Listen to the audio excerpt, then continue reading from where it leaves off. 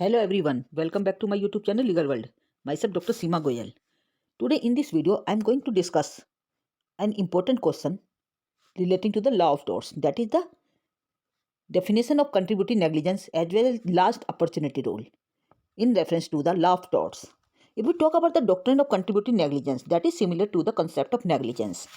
If we talk about the negligence means breach of legal duty to take care which results in the damage undesirable by the defendant to the plaintiff in the law of tort. That is, the tortious liability will arise in the case of negligence. That is just reverse of the intention. यहाँ पे intention नहीं है, फिर भी उसको नुकसान पहुंचा है। क्यों पहुंचा? क्योंकि उसकी एक लीगल ड्यूटी थी कि वो अपने कार्य को करने में सावधानी बरते, परंतु उसने सावधानी नहीं बरती, जिसकी वजह से प्लेंटिफ को नुकसान पहुंचा। तो हम ये कहेंगे कि डिफेंडेंट ने नेग्लिजेंस बरती है। बट यदि हम कंट्रीब्यूटिव नेग्लिजेंस की बात करते हैं तो that is similar concept that is relating to the negligence. With negligence और जो कंट्रीब्यूटिव नेग्लिजेंस है, ये कहीं ना कहीं जुड़े हुए कंसेप्ट हैं। If we talk about the contributive negligence, there the negligence of the plaintiff, यहाँ पे प्लेंटिफ के द्वारा किया जा रहा है in not avoiding the consequences arising from the negligence of the defendant.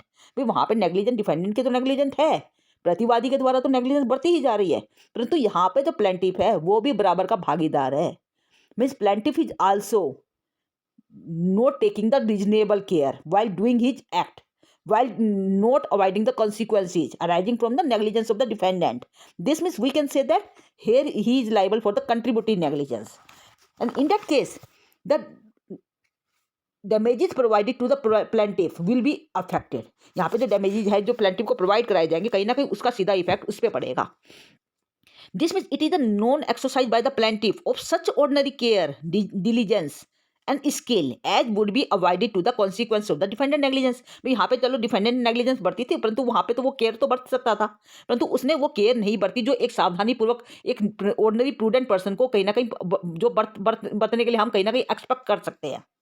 तो ऐसी स्थिति में हम ये कहेंगे कि he is also contributing in the act made by the defendant. भाई डिफेंडेंट ने जो गलती करी है उसके अंदर प्लेंटिफ का भी कंट्रीब्यूशन रहा है, तो ऐसी स्थिति में he will be liable for the contributory negligence. And the law takes into the consideration an act or the conduct of the party injured or the wrongful. भाई एक पार्टी जो इंजर्ड है, रोंगफुल है, नेचुरली ये तो कहीं ना कहीं उसके एक्ट को भी कहीं ना कहीं कंसीडरेशन में लिया जाएगा, which may have immediate contribute to the result. भी सीधी बात है, उसका जो रिजल्ट है वो ये देखा जाएगा कि कहीं ना कहीं जो प्लेंटिफ है कहीं वो खुद तो नेग्लिजेंट नहीं था कार्य करने में। भाई यदि आप एक बस से अपने सिर को बाहर निकालते हैं या अपने हाथ को बाहर निकालते हैं, मीन्स वहाँ पे जो आप अपने सिर को या हाथ को बस के विंडो से बाहर निकाल के चलते हैं, ये चलती हुई बस में एक्सीडेंट को कहीं ना न्योता दे रहे हैं। तो thus the concept of contributory negligence is similar to the concept of negligence, and the contributory negligence is a kind of civil wrong and a breach of legal duty which is made by the plaintiff, and the breach of legal duty which causes legal injury or legal damage to the plaintiff. However, in this case even the plaintiff has contributed in the negligence. यहाँ पे जो plaintiff है कहीं ना कहीं उसका भी contribution है negligence बरतने में. Here the plaintiff fails to take the reasonable care.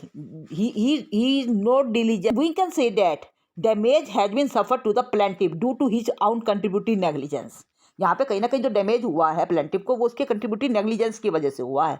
In this case the less degree of the contributory negligence will amount to damage will be proportionate. वहाँ पे जो डैमेज है जो उसको दिया जाएगा वो उसको प्रोपोर्शनेट, उसको उसी हिसाब से उसको रिड्यूस कर दिया जाएगा. If we talk about the contributory negligence की जब हम बात करते हैं तो इसके लिए कुछ इंग्रेडिएंट्स होने जरूरी हैं, जैसे कि सिविल रॉन्ग होना चाहिए, ब्रीच ऑफ लीगल ड्यूटी होनी चाहिए डिफेंडेंट के द्वारा, और लीगल ड्यूटी और the legal damage to the plaintiff. Naturally कि लीगल डैमेज होगा तभी वहाँ पे टोर्ट्स के अंदर लाइबिलिटी अराइज होगी, और the legal remedy available in the law, और उसके लिए लीगल रेमेडी भी लॉ के अंदर अवेलेबल होनी चाहिए. ये मैंने आपको सारे के सारे जो इंग्रीडियंट्स हैं ये टोर्ट्स के लिए बताए थे. इसके अलावा आप यहाँ पे जो कहेंगे कंट्रीब्यूटरी नेग्लिजेंस की जब आप बात करते हो तो यहाँ पे हम ये भी कहेंगे कि रोंगफुल एक्ट बाय द प्लेंटिफ, क्योंकि प्लेंटिफ का भी बराबर का कंट्रीब्यूशन होना जरूरी है यहाँ पर. तो रोंगफुल एक्ट जो है वो प्लेंटिफ के द्वारा भी किया जाना चाहिए, तभी यहाँ पे कंट्रीब्यूटरी नेग्लिजेंस का जो टोर्ट है वो अराइज होगा.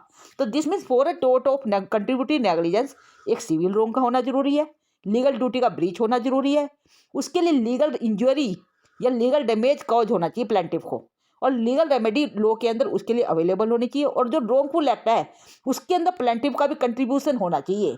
Then we can say that here the tort of contributory negligence has been committed.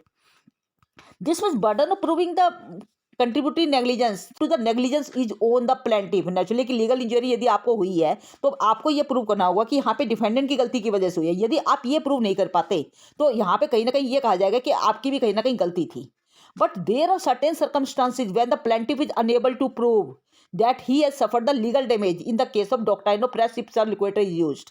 कई बार क्या होता है कि जब आप प्लेंटिफ को जब ये प्रूव करना होता है कि ये जो गलती है यहाँ पे डिफेंडेंट की गलती थी और वो ये बात प्रूव नहीं कर पाता, तो ऐसी स्थिति में कई बार रेस इप्सा लिक्विडेटर की जो डॉक्ट्राइन है थिंग्स स्पीक्स ऑफ इटसेल्फ, मतलब वहाँ पे जो एविडेंस है वो अपने आप बताएगा कि किसकी गलती थी, उनको देखा जाएगा। तो वहाँ पे जो रेस इप्सा लिक्विडेटर का जो डॉक्ट्राइन है उसको भी यूज कर लिया जाता है। तो this means the contributory negligence is a legal concept in torts of law. जो कंट्रीब्यूटरी नेग्लिजेंस है ये एक लीगल कंसेप्ट है जो लॉ ऑफ टोर्ट्स के अंदर यूज किया जाता है, which may affect the plaintiff's ability to recover the damages. यहाँ पे जो प्लेंटिफ की जो डैमेजेस को रिकवर करने की जो एबिलिटी थी, उसकी जो योग्यता थी कि जो प्लेंटिफ डैमेजेस रिकवर कर सकता था लॉस के लिए, वो उसको ऊपर सीधा साधा इफेक्ट पड़ेगा। This means if the plaintiff found to have the contributory in his own injury, भाई जहाँ पे जो प्लेंटिफ को जो इंजरी हुई है, नुकसान हुआ है, यदि उसके अंदर प्लेंटिफ का भी कंट्रीब्यूशन पाया जाता है तो he can recover the damages in the proportionate amount. वहाँ पर जो डैमेजेस उसे दिए जाएंगे वो एक प्रोपोर्शनेट उसमें दिए जाएंगे। यदि वहाँ पे प्लेंटिफ की पूरी तरह से गलती थी तो he will not be given any damage, उसको कोई डैमेज नहीं दिया जाएगा। And the some jurisdiction has replace the contributory negligence with the comparative negligence. कई बार क्या हुआ कि जो कंट्रीब्यूटरी नेग्लिजेंस होता है उसको कंपैरेटिव नेग्लिजेंस के द्वारा भी रिप्लेस कर दिया जाता है, where the damages are apportion based on each party degree on the fault rather than the completely barring the recovery. भाई जहाँ पे पूरी तरह से ये नहीं पाया जाता कि वहाँ पे डैमेजेस जो वहाँ पे जो गलती थी वो प्लेंटिफ की थी या पूरी तरह से गलती डिफेंडेंट की थी। यदि वहाँ पे उनका कंट्रीब्यूशन बराबर का है या फिर कम ज़्यादा है तो ऐसी स्थिति में वहाँ पे कंपैरेटिव नेग्लिजेंस का जो कंसेप्ट है वो अप्लाई कर दिया जाता है। If you talk about the last opportunity rule in the law of torts, this is known as last clear chance of the doctrine. इसको last clear chance of doctrine के नाम से भी जाना जाता है। It is a principle that can be applied in the cases involving the contributory negligence. जहाँ पे भी कंट्रीब्यूटरी नेग्लिजेंस का जो कंसेप्ट है वो अप्लाई किया जाएगा कोर्ट के द्वारा, वहाँ पे लास्ट अपॉर्चुनिटी रूल भी देखा जाता है। If we talk about the last opportunity rule, that last opportunity rule intervenes in the situation where both the plaintiff as well as defendant were negligent। सीधी बात है कि यहाँ पे प्लेंटिफ और डिफेंडेंट दोनों को नेग्लिजेंस पाई जा रही है, और but the defendant had the final chance in avoiding the harm. भी जहाँ पे डिफेंडेंट को मतलब एक चांस दिया जा रहा था कि वो उस जो हार्म नुकसान पहुँचा है उसको वो अवॉइड कर सकता था, परंतु उसने ऐसा अपॉर्चुनिटी अप्लाई नहीं की। तो ऐसी कंडीशन में लास्ट अपॉर्चुनिटी रूल अप्लाई किया जाएगा। Means plaintiff must have position to peril, मतलब वहाँ पे जो नुकसान है वो जो खतरा है वो सीधे साधे प्लेंटिफ को है, due to the negligence that is on his own part, जहाँ पे प्लेंटिफ की खुद की गलती है। और defendant must have aware about the plaintiff peril, और डिफेंडेंट को उस प्लेंटिफ की गलती के बारे में उसको पूरी जानकारी है। And the defendant have taken the last clear chance to prevent the harm. वहाँ पे जो डिफेंडेंट है उसके पास एक चांस है कि वो उसको प्रिवेंट कर सकता है, but he fails to do so. यदि वो ऐसा करने में असफल रहता है, डिफेंडेंट उस अपॉर्चुनिटी को मिस कर जाता है, यदि वो उस हार्म को नुकसान को बचा सकता था परंतु वो नहीं बचा पाता, तो ऐसी कंडीशन में लास्ट अपॉर्चुनिटी रूल अप्लाई किया जाएगा। This means last opportunity rule in torts is a legal principle that holds a person liable for the negligent when they had clear chance to avoid the accident but he fails to do so। Means defendant को एक chance मिला था कि वो उस accident को avoid कर सकता था, परंतु वो एक्सीडेंट को अवॉइड करने में यदि वो असफल रहता है तो in that condition last opportunity rule is ऑफनली applied in the situation when both the parties have contribution in the harm। जहाँ पे दोनों parties plaintiff as well as defendant दोनों का कंट्रीब्यूशन है बराबर का, but one of them have the final opportunity to prevent the harm.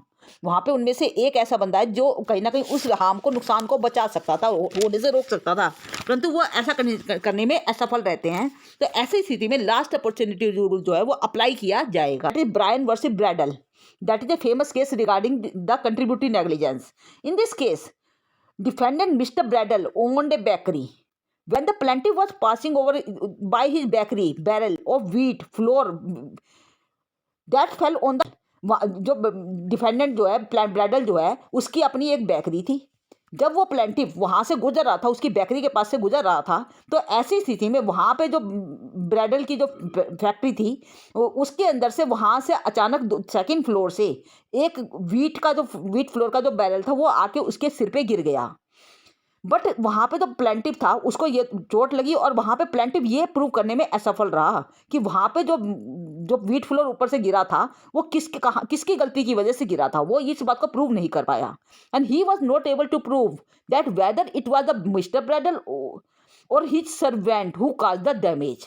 वहाँ पे वो ये प्रूव नहीं कर पाया कि क्या वो वास्तव में खुद ब्रैडल था या उसका जो सर्वेंट था जिसकी गलती की वजह से उसे नुकसान पहुंचा था। इन this case merely proved that he suffered the damage, वो केवल इतना ही प्रूव कर पाया था कि उसे केवल नुकसान पहुंचा है। This means he believed that it was caused due to the Bradel as he was the owner। परंतु उसने क्या कहा कि यहाँ पे क्योंकि जो ब्रैडल है वो उस मिस्ट बेकरी का ओनर है, हो सकता है कि क्योंकि गलती उसकी ही मानी जानी चाहिए, क्योंकि उसने उसकी गलती की वजह से उसे नुकसान पहुंचा है। And in this case burden of proving shift on the defendant. यहाँ पे जो बर्डन ऑफ प्रूफ था वो डिफेंडेंट के ऊपर शिफ्ट कर दिया गया और ये कहा गया कि डिफेंडेंट ये प्रूव करे कि यहाँ पे उसकी नेग्लिजेंट नहीं थी, वहाँ पे जो उसको नुकसान पहुंची थी ब्रायन को वो उसकी गलती की वजह से नहीं पहुंचा था। In that case doctrine of res ipsa loquitur was used to prove the contributive negligence. वहाँ पे जो doctrine of res ipsa loquitur था वो इसको प्रूव यहाँ पे यूज किया गया था। तो जैसे कि मैंने आपको बताया था जब भी कंट्रीब्यूटिव नेग्लिजेंस होता है तो यदि वहाँ पे प्लेंटिफ ये प्रूव नहीं कर पाता कि वहाँ पे डिफेंडेंट की गलती की वजह से उससे नुकसान पहुंचा है तो ऐसी स्थिति में वहाँ पे रेस इप्सा लिक्वेटर का भी सहारा लिया जा सकता है। And in that case it will certainly affect the damages that must be awarded to the plaintiff। यहाँ पे जो damages जो plaintiff को अवार्ड किए जाने से सीधा साधा इफेक्ट उसके ऊपर पड़ेगा और ये देखा जाएगा कि जो लास्ट अपॉर्चुनिटी थी वो यहाँ पे लास्ट अपॉर्चुनिटी रूल को भी अप्लाई किया जाएगा और ये देखा जाएगा कि जिसके पास लास्ट अपॉर्चुनिटी थी कि वहाँ पे वो एक्सीडेंट अवार्ड हार्म होने से उसको बचाया जा सकता था, उसको एक्सीडेंट कारित होने से बचाया जा सकता था। यदि वो लास्ट अपॉर्चुनिटी को लेने में यह असफल रहता है वो लास्ट अपॉर्चुनिटी, तो ऐसी स्थिति में ये कहा जाएगा कि वहाँ पे जो जिसकी लास्ट अपॉर्चुनिटी थी naturally he will be liable, वो उसको डैमेज देने के लिए उसका लाइबल होगा, उसको वो डैमेज प्रोवाइड करने ही पड़ेंगे। तो this was all about the contributive negligence as well as the last opportunity rule. That is one of the most important question for the coming exam. Thank you. If you have any doubt, then you must put down in the comment section and don't forget to like, share and subscribe this channel for the further update. Thank you.